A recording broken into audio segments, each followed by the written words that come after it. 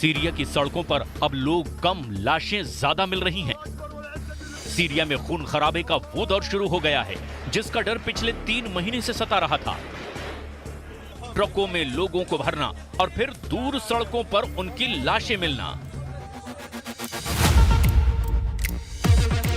Syria जल रहा है क्योंकि अबू मोहम्मद अल जुलानी का ग्रुप HTS यानी हय्या तहरीर अल शाम के सामने अब बगावत को कुचलने के अलावा कोई रास्ता नहीं।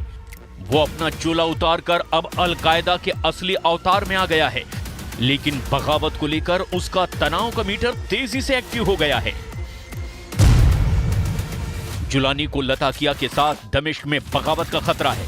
लाशों को देखकर होम से लेकर हमा और अलेप्पो में भी जुलानी के खिलाफ बगावत हो सकती है। जुलानी इस वक्त बहुत ज्यादा तनाव में है।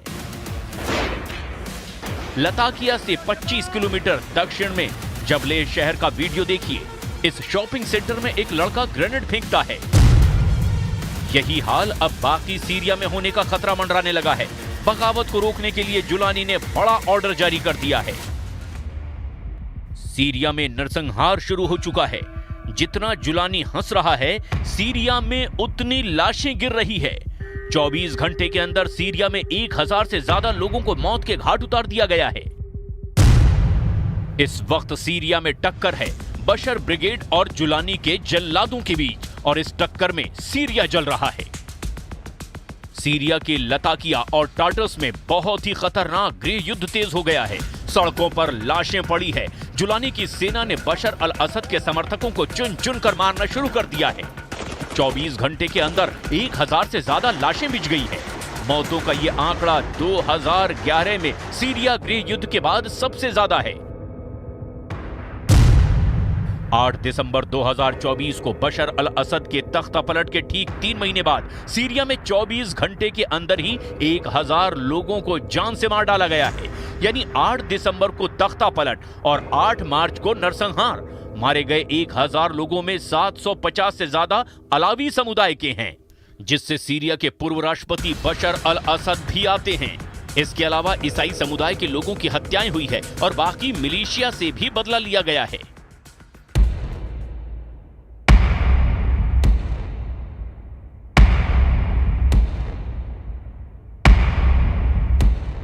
सबसे ज्यादा खून खराबा सीरिया की लताकिया और हाफी शहर में हुआ है।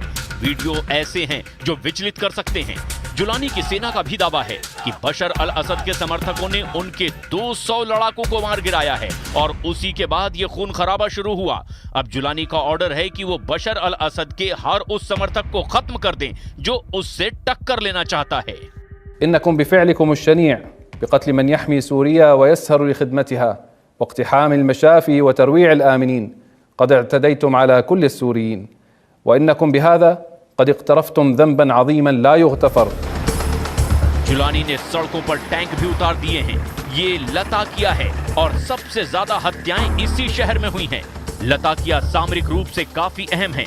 भूमध्य सागर के किनारे बसे इस शहर में बशर अल असद का सबसे मजबूत गढ़ माना जाता है, लेकिन अब यहाँ जुलानी की हुकूमत है और उससे ही टक्कर देने की कोशिश की गई है। सीरिया में पिछले 24 घंटे में क्या हुआ और अगले 24 घंटे में क्या होने जा रहा है, डर और आशंका के बीच पूरा अरब वर्ल्ड दहला हुआ है। जो बगावत जुलानी ने की, अब वैसी ही बगावत के खतरे को देख करके जुलानी का खौफ बुलंदी पर पहुंच चुका है। जुलानी को डर है कि सीरिया पर उसके कब्जे को चुनौती देने वालों को अभी नहीं निपटाया गया तो फिर नरसंहार की बुनियाद पर खड़ी की गई उसकी सत्ता डोलने लगेगी। सवाल ऐसे में यह है कि क्या बशर ब्रिगेड और जुलानी के जल्लादों के बीच जो लड़ाई शुरू हुई है उसका कंट्रोल रूस में है? क्या उसका कंट्रोल ईरान में है, तुर्की में है, या इजराइल के साथ अमेरिका अब सीरिया को कंट्रोल कर रहा है? पश्चिमी सीरिया में समुद्र से लगे इलाकों और शहरों में अलावी मुसलमानों की आबादी ज्यादा है। यही बशर अल असद का सबसे मजबूत गढ़ भी माना जाता है।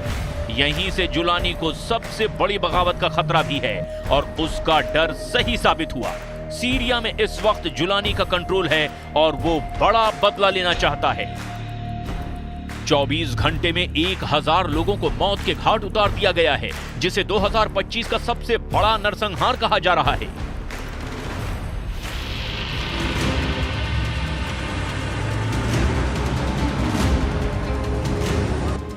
लताकिया शहर में खौफ देखिए।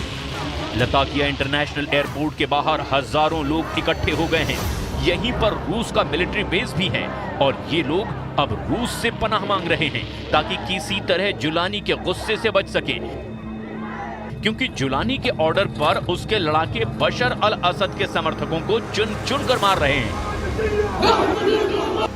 इनके बख्श‌هایی از جمعیت علوی، مسیحی، دروزی و سایر اقلیت‌ها مورد تعرض قرار گرفتند.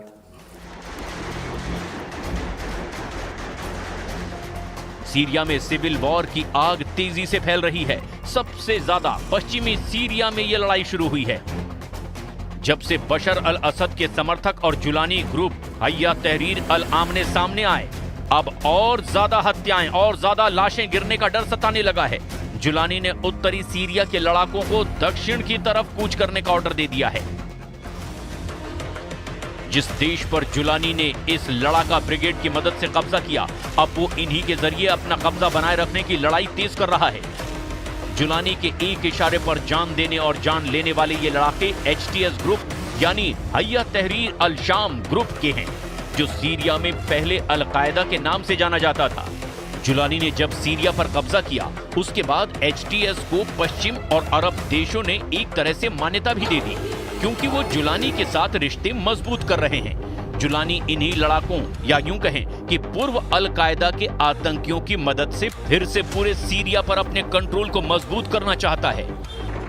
इनके पास हथियारों के नाम पर ये छोटे ट्रक और SUV कार हैं और इसमें ऐसी गाड़ियां भी हैं जिन पर एंटी एयरक्राफ्ट गन भी लगी हैं। ये इदलिब है और यहाँ के रहने वाले कई HTS लड़ाके बशर अल असद के समर्थकों के हाथों मारे गए हैं। ये जुलानी का इलाका है और यहाँ बशर ब्रिगेड के खिलाफ गुस्सा बहुत ज्यादा है। यानी जिस गृह युद्ध से सीरिया पिछले 3 महीने से बचा हुआ था, वो अब सामने नजर आ रहा है। एक तरह से पश्चिम एशिया में नया वॉर जोन एक्टिव हो गया है। बशर अल असद और जुलानी के लड़ाके एक दूसरे के खिलाफ युद्ध शुरू कर चुके हैं। सीरिया इस वक्त वो वॉर जोन बना हुआ है जहां कई देशों की इंटेलिजेंस एजेंसियां और खुफिया लड़ाके एक्टिव हैं। ईरान से लेकर इजराइल और तुर्की से लेकर सऊदी अरब तक अब सीरिया को कंट्रोल करना चाहते हैं। Hükümetinin hiçbir provokasyona gelmeden haftalardır sürdürdüğü politikanın son günlerde bir provokasyonla rayından çıkartılmaya çalıştığını. 15 साल पहले 2011 में सीरिया में गृह युद्ध शुरू हुआ था। तभी बगदादी का आतंकी संगठन ISIS ने भी सीरिया पर कब्जा करना शुरू किया था। बगदादी के साथ जुलानी भी उसका कमांडर बना और फिर वो अल कायदा में शामिल हो गया। 2016 में जब सीरिया का गृह युद्ध थमा, तब से जुलानी अपने संगठन HTS को मजबूत करने में लगा हुआ है। उसने अपने संगठन में अरब देशों से ही नहीं बल्कि तुर्की, चीन और मध्य एशिया से भी आतंकियों को शामिल किया। 2024 के अंत में उसे तुर्की, इजराइल और अमेरिका से भी मदद मिली और फिर उसने 8 दिसंबर को बशर अल असद का तख्ता पलट कर दिया। नेतन्याहू भी कह चुके हैं कि सीरिया में असद सरकार को हटाना इजराइल का मास्टर स्ट्रोक है। The historic events we witness today are a chain reaction to the pounding of Hamas, the decimation of Hezbollah, the targeting of Nasrallah, the blows we delivered to the Iran regime's axis of terror. And all this came, as President Trump pointed out this week, because of Israel and its fighting success. वैसे HTS सिर्फ एक नया नाम है। इससे पहले इस आतंकी गुट को नुसरा फ्रंट और जब्बात अल नुसरा के नाम से भी जाना जाता रहा है।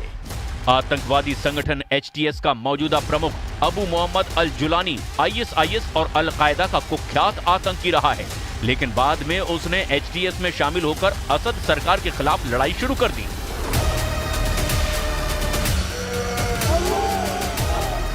अगले 24 घंटे सीरिया के लिए बहुत ज्यादा अहम हैं।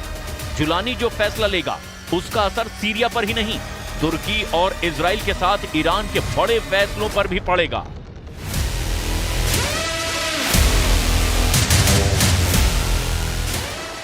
सीरिया के अंदर बड़ी तबाही का खतरा है। सड़कों पर लाशें और लोगों की मौत के घाट उतारने वाले वीडियो से अब दहशत बहुत ज्यादा फैल चुकी है।